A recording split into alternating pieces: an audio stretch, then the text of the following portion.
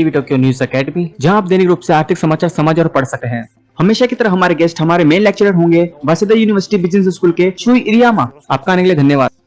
हाल ही में चीनी कंपनियों ने इस क्षेत्र में काफी प्रगति की है। वे बहुत इलेक्ट्रॉनिक व्हीकल्स बनाते हैं। वहाँ हाल ही में शंघाई मोटर शो हुआ था। चाइना टेक्नोलॉजी में अपनी पहचान बढ़ा रहा है, उदाहरण के लिए एआई, ऑटोमेटेड ड्राइविंग और ईवीएस के क्षेत्र में, साथ ही साथ राजनीति में भी। क्या आपको लगता है दुनिया एक ऐसी जगह बन जाएगी こう意思決定、左右するような、 जहां चीनी लोग फैसले लेंगे और दुनिया को चलाएंगे? एक देश के रूप में चीन गति पकड़ रहा है और मुझे लगता है जापान को सुरक्षा के साथ साथ कई चीजों को लेकर सावधान रहना होगा। 気をつけなきゃいけないというか、はいいろいろ対応しなきゃいけないと思うんですね。で、 लेकिन दूसरी ओर जब आप मानव संसाधनों को देखते हैं, 人材っていう意味で見ると、例えばね、 उदाहरण के लिए गाफा जैसी कंपनियां जो दुनिया की सबसे मशहूर कंपनी है, या फिर और भी कंपनियां जैसे फैंग, गूगल, माइक्रोसॉफ्ट और भी कई सारी, वह कंपनी है। अब गूगल का प्रमुख कौन है? सुंदर पिचाई।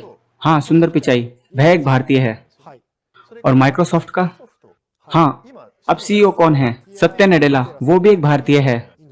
वैसे पिछले साल एक आईबीएम नाम की कंपनी थी ना? हाँ, कृष्णा नाम का भारतीय व्यक्ति भी वहां सीईओ बना। तो वास्तव में भारतीय लोग विश्व में गाफा और आईटी बिजनेस में आज सबसे टॉप पर हैं। समझा? बहुत अच्छी तरह से। बेशक चाइना का उदय इसका एक बड़ा कारण है। मानव संसाधनों के बारे में मुझे लगता है कि जिन लोगों पर ध्यान देना चाहिए वे भारतीय हैं। मैं समझ गई, सच है कि मिस्टर सोन ने सॉफ्टवेयर में निकेश अरोड़ा को अपना उत्तराधिकारी नियुक्त किया है। वह भी एक भारतीय है। मैं देखता हूँ भारतीय। मैं 10 सालों से अमेरिका में था, शायद मैं जानता हूँ।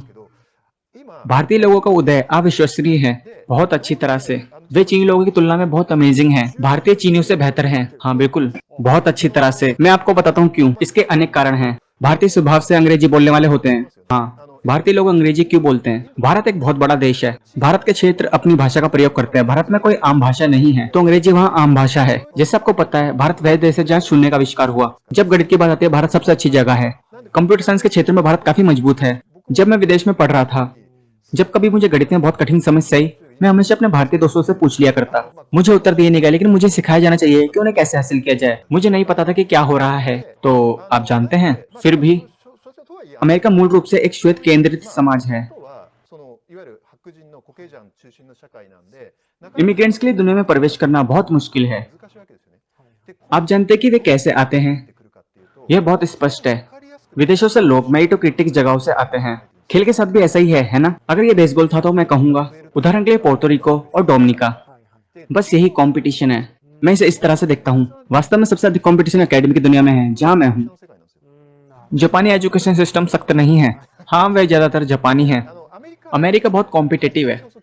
अधिक से अधिक प्रतिभाशाली लोग अमेरिका आ रहे हैं। अमेरिका एक स्मार्ट कॉन्टेस्ट है। वास्तव में प्रमुखता से उभरने वाले पहले भारतीय लोग हैं, हम में से जो अकेडमिक दुनिया में हैं।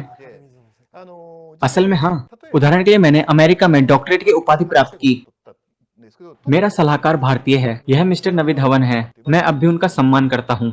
उसके बाद मैंने स्टेट यूनिवर्सिटी ऑफ न्यूयॉर्क में काम किया। मुझे वहाँ एक पद मिला। मेरे सह शोधकर्ता भी भारतीय हैं।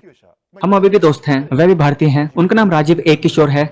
तब मैं वहाँ यूनिवर्सिटी के अंदर एक बिजनेस स्कूल था और मैं उस बिजनेस स्कूल के प्रबंधन रणनीति विभाग में था। कॉर्पोरेट रणनीति विभाग का प्रमुख भी एक भारतीय है, समझा?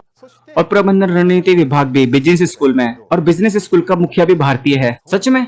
और यूनिवर्सिटी बफेलो में city university of New York university के प्रेसिडेंट भी भारत से हैं। मैं झूठ नहीं बोल रहा हूँ। अद्भुत। मान लीजिए मैं एक साधारण कर्मचारी हूँ, सभी प्रबंधक और अध्यक्ष भारत से हैं। ये तो आश्चर्यजनक है। तो वहाँ अमेरिकन यूनिवर्सिटी में ग्रेजुएशन सेरेमनी है। हमारे लगभग सभी अंडर ग्रेजुएट अमेरिका में आम अमेरिकी हैं। मंच पर मौजूद सभी प्रेसिडेंट, डीन्स, फैकल्टी मेंबर्स भारतीय हैं। एक भारतीय उन्हें टूटी फूटी अंग्रेजी में सर्टिफिकेट देता है। एक और दुनिया है, न केवल मैं जहाँ रहा हूँ बल्कि पूरे अमेरिका में। उदाहरण के लिए हार्वर्ड बिजनेस स्कूल, दुनिया के नंबर 1 बिजनेस स्कूल। वहाँ भी कुछ समय पहले तक प्रेसिडेंट नितिन निहोरिया नाम से एक भारतीय थे, और नए प्रेसिडेंट वास्तव में भारतीय हैं। हो सकता है कि जापानी एकेडमी वास्तव में खुलेंगे और अधिक कॉम्पिटिटिव बनेंगे अगर भारतीय वास्तव में टॉप पर लगते हैं। ऐसा कहकर दरअसल एकेडमी जगत में भारत से बड़ी संख्या में लोग आ रहे हैं, और अब फाइनली भारतीय लोग मेरिटोक्रेटिक आईटी की दुनिया में प्रवेश कर रहे हैं। सुंदर पिचाई और सत्य नडेला जैसे लोग बढ़ रहे हैं। मुझे पता है क्योंकि मैं तब उनके करीब था। उच्च वर्ग के भारतीयों की मानवता अद्भुत है। वह स्मार्ट और मिलनसार हैं। हाँ बढ़िया। आई एम सॉरी लेकिन वे सही हैं। हाँ वो ऐसे ही हैं। मैं सत्या नडेला को कभी नहीं मिला लेकिन कंपनी में उनका काफी सम्मान है। वह स्मार्ट है, शानदार है और वह एक अच्छे इंसान है। तो वह सीईओ बनने के लिए पूछ रहे हैं। दरअसल उस दिन मैं टीवी टोक्यो इकोनॉमिक न्यूज पर था। एकेडमी में गेस्ट लेक्चर मिस्टर मोकोटो नारुके ने भी कहा कि भविष्य में भारत आएगा। अमेरिका में काम कर चुके आईटी प्रोफेशनल्स भारत आते हैं। इंडिया का गाफा विजन एक आईटी जायंट का निर्माण है, इसलिए इंडिया को ध्यान देने की जरूरत है। लेकिन ये पहले से ही होने लगा है। अमेरिका में भारतीय लोग पहले से ही टॉप पर है। अब जापान में ये वास्तव में आईटी वेंचर्स और स्टार्टअप्स हैं। मैं आपको कंपनी का नाम नहीं बताने जा रहा हूँ। ये भारत में स्थित एक कंपनी है। मैं आपको बताता हूँ कि उनका आधार कहाँ है। उदाहरण के लिए क्या आपने कभी आईआईटी का नाम सुना है? Indian institute of technology. यह भारत की सर्वोच्च विज्ञान विश्वविद्यालय है। वास्तव में इन दिनों एमआईटी अमेरिकी इंजीनियरिंग स्कूलों का सबसे अच्छा उदाहरण है और कैलटेक या मैसाचुसेट्स इंस्टीट्यूट ऑफ टेक्नोलॉजी। वास्तव में आईआईटी का स्तर हाल ही में इतना बढ़ रहा है। कुछ भारतीयों के लिए एमआईटी उनकी पहली पसंद नहीं है। मैं समझ गया। आईआईटी में प्रवेश दर बहुत अधिक है। बेशक भारत की आबादी लगभग 1.4 बिलियन है। अंदर जाना मुश्किल है। केवल उन्हें भर्ती करने के लिए कुछ जापानीज आईटी वेंचर्स ने वहां बेसिस सेटअप किए हैं। अच्छा, इन शॉर्ट ज्यादा सैलरी के साथ दुनिया भर से प्रतिभाशाली लोगों को काम पे रखने की संभावना है। समझा। सौभाग्य से तब भी जब श्री आबे प्रधानमंत्री थे वह पीएम मोदी के साथ होना पसंद करते थे। बेशक ये चाइना के बारे में भी है। और दूसरी He तरफ was one of the most Japan में एक मजबूत friendliest मैन्युफैक्चरिंग Indian और सर्विस इंडस्ट्री है। Japanese कंप्यूटर साइंस के Prime क्षेत्र में Minister. जापान कमजोर है, लेकिन भारत के पास मजबूत प्रतिभाशाली गणितज्ञों का भंडार है।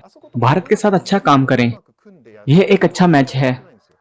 मुझे उम्मीद है कि जापान अच्छा प्रदर्शन करेगा। मैं समझ गया। तो भारत की आबादी 1.4 बिलियन है और लगभग चीन की भी इतनी ही है। चीन की आबादी हमसे थोड़ी ज्यादा है। आने वाले समय में चीन की आबादी घटेगी। हाल ही में चीन की जनसंख्या में पहले से कमी आई है। ऐसी अफवाह है कि चीनी सरकार इसे छुपा रही है। चाइना के पास बहुत सारे मानव संसाधन हैं, लेकिन अब से चीन नीचे जाएगा और भारत में अभी भी बहुत सारे युवा हैं और ये इस तरह ऊपर जा रहा है। हाँ समझा। भविष्य में हम भारत के लोगों को हमसे मिलने और आने के लिए कहेंगे। भारतीयों को अपना बिजनेस चलाने के लिए पूछेंगे। वह समय आएगा। मुझे लगता है कि ये ठीक है। ऐसी बहुत सी कंपनियां जिन्हें मैं जानता हूं, जब जापानी सहायक कंपनी का प्रमुख एक भारतीय है। मैं समझ गया। कमेडा सेगा की करंट एग्जीक्यूटिव एक भारतीय है। वह रोथ फार्मास्यूटिकल्स के लिए काम करता था। ऐसे शख्स निकल के आ रहे हैं। निशिका साइड में अनेक भारतीय हैं। सच में हम बात कर रहे थे भारतीय मानव संसाधनों पर फोकस की।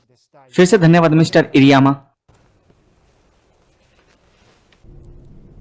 It was 最 such a 後まで nice 見 show. ていただきましてありがとうございます。テレビ東京の経済ニュース、経済番組をもっと見たいという方はこちらの画像をクリックしまして動画配信サービステレ東ビズにアクセスしてください。どうぞよろしくお願いいたします。